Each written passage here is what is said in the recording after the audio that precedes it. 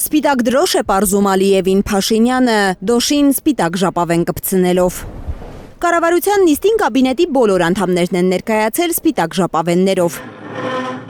Միայն առողջապահության նախարար Անահիտ Ավանեսյանն է վարդագույն բրոշով եղել։ Տարբեր շենքերը լուսավորելով մեր տարբերանշանով եւ Հենց նրա խոսքից էլ պարզ է դարձել, որ գործադիրը փորձել է ժապավեններով ակցիա անել, իբրև կանանց կրծքագեղձի քաղցկեղի կանխարգելման միջոցառում։ Առողջապահության Բայց այդ հիվանդության կանխարգելման սիմվոլը ոչ թե սպիտակ, այլ վարդագույն ժապավենն է։ իրենք փաթեթի մեջ ներառվելու են թե Իսկ սպիտակ ժապավենը խաղաղության սիմվոլն է, որ սովորաբար օգտագործվում է բռնության դեմ պայքարի միջազգային օրը։ Հայաստանի Հանրապետության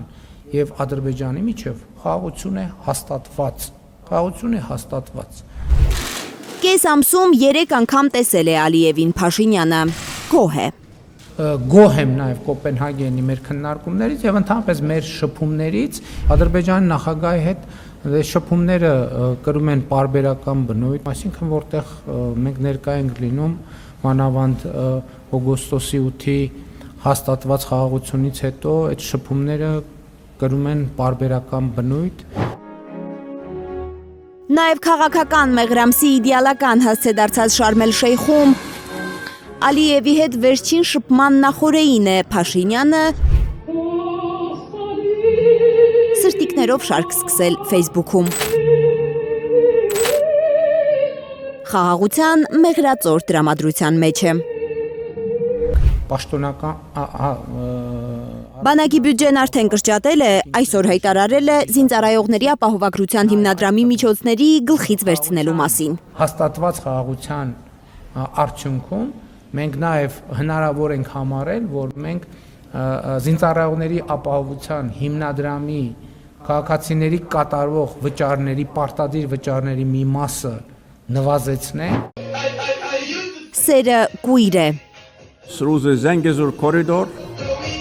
Փաշինյանը առաջարկում է պարզապես չլսել Ալիևի հայտարարությունները, որոնցում նա օկուպանտ է անվանում մեզ, բռունցք թափահարում ու Զանգեզուրի միջանցք ուզում, կոնֆլիկտային խոսույթով։